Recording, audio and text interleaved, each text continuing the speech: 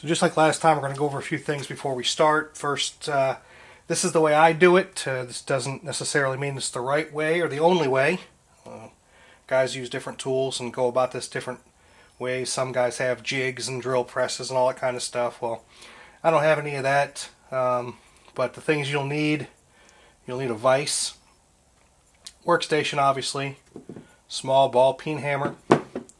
You'll need the appropriate size bushings. And these are 5/16 by 3/8 by half. That's 5/16 inner diameter, 3/8 outer diameter, 1/2 inch long. You will need a 6 flute chucking reamer, 3/8 diameter, and you want to get one that's 7 inches long. And there's a good reason for that, and I'll go over that in just a second. Then you want a standard 5/16 bolt that you're going to get from the hardware store. This one's 8 inches long, but 7 inches will do you as well. You want a little dab of Loctite. I use red, but you can use blue. Battery operated drill. You'll need a rag. And of course the part that you're working on. So we're going to jump right in. This is not difficult at all. One of the first things you want to do, get yourself a Sharpie. I didn't mention a Sharpie, but you want to get a Sharpie, and you want to take this bushing and you want to line it up on the edge of the flute, on the bottom side of the flute. And I put a mark on the flute so that way I know how deep to go into the aluminum. And I also put another mark a little farther up that tells me where I stop when I put it in the chuck of my drill. Now you're going to put it in backwards. And the reason you want a 6 flute is because most drills have 3 chucks, 3 teeth, whatever you call them, and they grab neatly into the grooves of the reamer.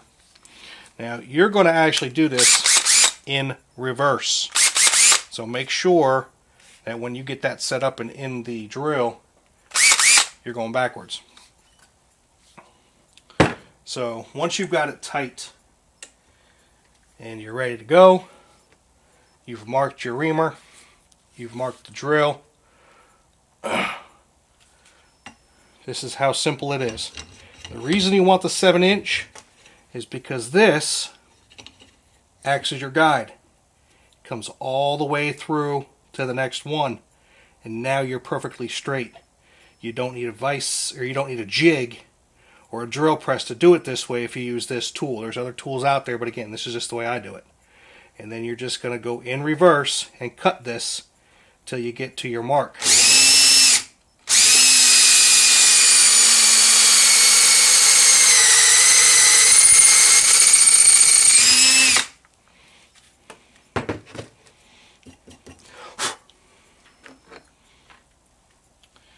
You slide your bushing over your special tool. I just put a single little dab of Loctite. Would be. It's got a little bit on there. And then using the ball peen hammer, and again the length acts as your guide. You're done. It's that stupid simple. Now, you want to do one side at a time. You don't want to drill and then flip it over and drill from the other side because you can skew it. So you want to get the bushing in first and then flip it. Cut it.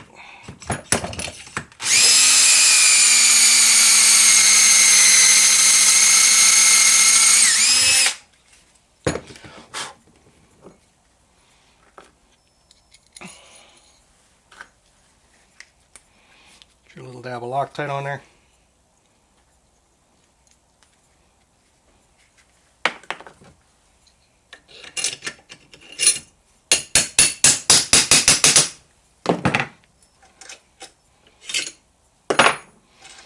It's that simple.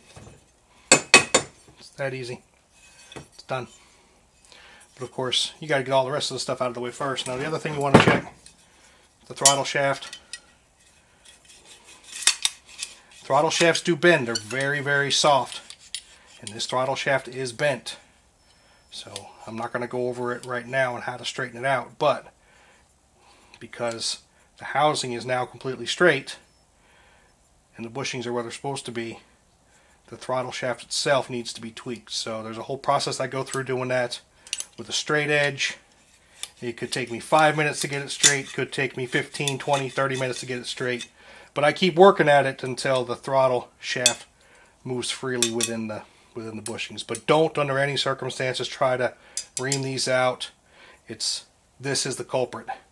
And usually these things bend right here on these very weak points. This is a very weak shaft, believe it or not, when it comes to any vertical pressure. So that's it.